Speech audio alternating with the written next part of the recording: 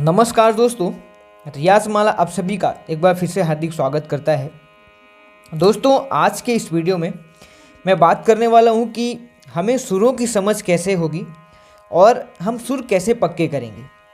क्योंकि दोस्तों, मेरे वीडियोस में बहुत सारे वीडियोस में ये कमेंट आ चुका है और एक बार कमेंट आया था कि मैं बहुत दिनों से रियाज़ कर रहा हूँ लेकिन सुरों की समझ नहीं हो रही है, उसका कारण क्या है और कैसे हमारे गले में सुरों की समझ होगी। ये कमेंट मुझे मिला था, तो इसलिए मैंने इस टॉपिक के ऊपर वीडियो बनाना ज़रूरी समझा और मैं आप लोगों के लिए ये वीडियो बना रहा हूँ ताकि आपको बेहतर तरीके से समझा सकूँ कि आपको यहाँ पर सुरों की समझ कैसे होगी। और आपको वीडियो के आखिरी में मैं आपको एक एक्सरसाइज भी बताऊँगा जो कि आप अपने रियाज में शामिल करेंगे, वहाँ से आपको बेहतर तरीके से सुरों की समझ होगी। तो दोस्तों, सबसे पहले आपको सुरों की समझ के लिए जो सबसे महत्वपूर्ण एक्सरसाइज है और सबसे ज़रूरी एक्सरसाइज है जो कि हर बड़ा कलाकार आपको बताएगा, और वो एक्सरसाइज है होल्डिंग नोट्स का रियाज। अब बात आती है कि होल्डिंग नोट्स क्या है। होल्डिंग नोट्स हम उनको बोलते हैं, उस रियाज को बोलते हैं जहाँ पर हम एक सुर के ऊपर कम से कम 3 से 4 मिनट या आपके पास जितना भी समय हो उसके हिसाब से आप डिवाइड कर सकते हैं। यानी कि ज़्यादा से ज़्यादा एक सुर के ऊपर ठहरना ही होल्डिंग नोट्स का अभ्यास होता है। अब कैसे ठहरना है, तो अब देखिए, अगर मान लीजिए कि मैंने ये सा ले लिया तो इस सा को ही हमें सा बोलना है, ओम बोल के अभ्यास करना है, एकार का अभ्यास करना है। कैसे करना है ये देखिए।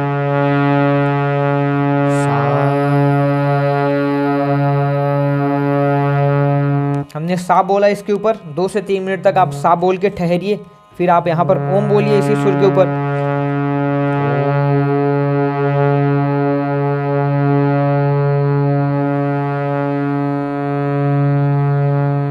यहाँ पर हमने ओम बोला, इसी को ई बोल के करना है।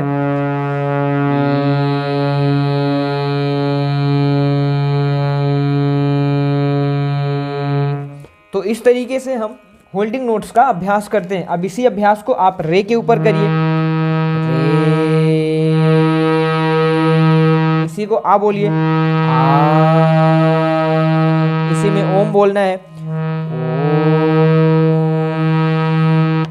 अब यही अभ्यास गा में करिए, मा में करना है, पा में करना है, धा में करना है, नी में करना है। इसी एक्सरसाइज को हमें हर सुर के ऊपर करना है और हर स्वर के ऊपर कम से कम 3 से 4 मिनट हमें यहाँ पर अभ्यास करना है। तो ऐसे करके हमें कम से कम यहाँ पर 30 से 40 मिनट का अभ्यास हर सुर के ऊपर ठहर करके बिल्कुल ही विलंबित लय में, बहुत ही आसान हमें करना है, बहुत ही स्लो टेम्पो में करना है। तो ये हमारा होता है होल्डिंग नोट्स का रियाज। तो होल्डिंग नोट्स का रियाज करना है। अब इसके बाद बात आती है कि बहुत सारे लोग बोलते हैं कि खरज के रियाज से और सुर के समझने से कोई मतलब नहीं है, क्योंकि खरज का रियाज अलग रियाज होता है। ऐसा बहुत सारे लोग आपको वीडियोस में मैंने सुना हुआ है, तो लोग ऐसा बोलते हैं। लेकिन आपके लिए जितना महत्वपूर्ण होल्डिंग नोट्स का रियाज है, उतना ही महत्वपूर्ण खरज का भी रियाज है सुर को समझने के लिए। क्योंकि खरज के रियाज में 2 फायदे होंगे आपके। एक तो फ़ायदा होता है कि आप जब खरज का अभ्यास करते हैं तो आपके सुर पक्के होते हैं ही है।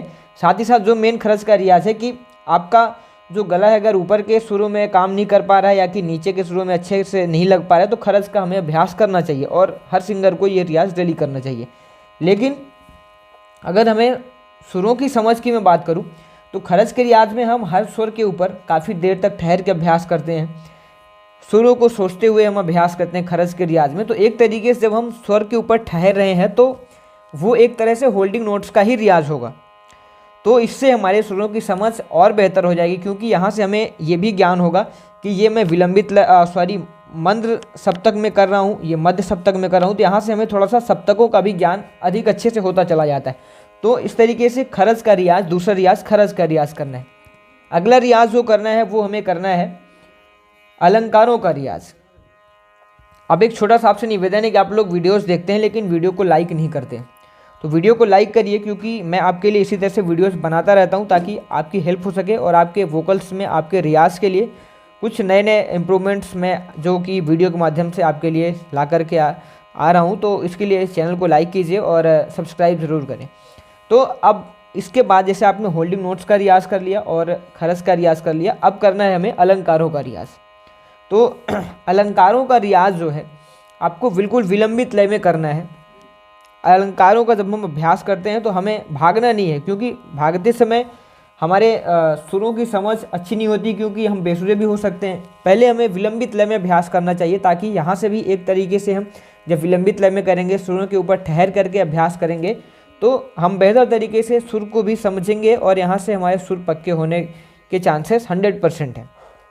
तो इसलिए हम इन 3 अभ्यास को करेंगे। अब जो मैंने आपको बताया था कि एक एक्सरसाइज मैं आपको आखिरी में बताऊंगा, वो एक्सरसाइज ये अलंकार है जिसको आपको डेली अभ्यास में शामिल करना है, ताकि आपको यहाँ से बेहतर तरीके से सुरों की समझ होगी।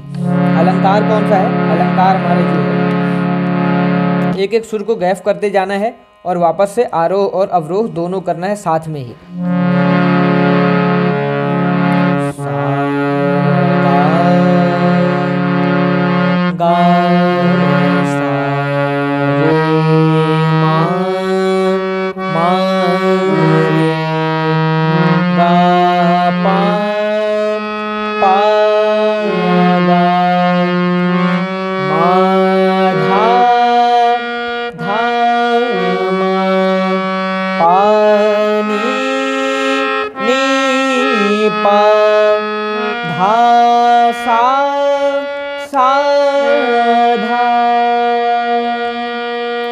ये अलंकार है। इस अलंकार को आप हमारे साथ में करेंगे। मैं अभी अवरोह भी करता हूँ इसका, लेकिन आरोह में आरोह अवरोह दोनों होंगे, अवरोह में भी आरोह और अवरोह दोनों होंगे। तो अब चलिए शुरू करते हैं। रियाज एक बार मैं करूँगा, मेरे साथ में कीजिए, फिर आप मेरे बाद इसी अभ्यास को करिए।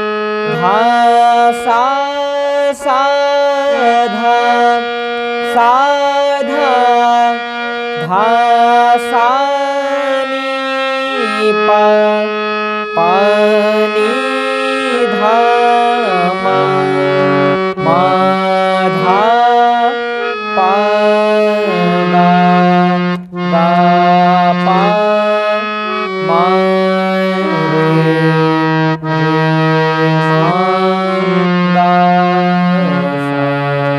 सा सा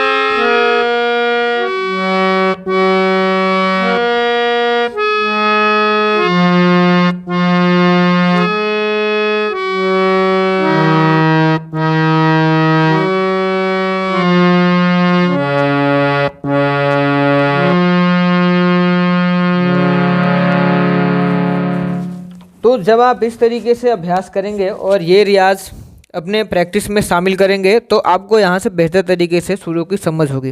तो आपको प्रैक्टिस क्या क्या करनी है, पहले होल्डिंग नोट्स का रियाज करना है, होल्डिंग नोट्स के रियाज के बाद खरस का अभ्यास करना है, फिर अलंकारों का अभ्यास करना है, वो भी विलंबित लय में करना है। जब विलंबित लय में करते हैं अलंकारों को तो सुरों की समझ होती है और हमारे सुर पक्के होते चले जाते हैं। उसके बाद जो भी प्रैक्टिस मैंने बताई ये प्रैक्टिस को भी शामिल करना है तो आपको बेहतर रिजल्ट मिलेगा और आपको अच्छा रिजल्ट मिलेगा। और बाकी जो प्रैक्टिस आप अभी कर रहे हैं वो प्रैक्टिस के साथ में इसको ऐड करना है। और इसी तरीके से वीडियोस के लिए हमारे साथ बने रहिए, चैनल को सब्सक्राइब कीजिए। मिलते हैं नेक्स्ट वीडियो में। धन्यवाद, थैंक्स फॉर वॉचिंग।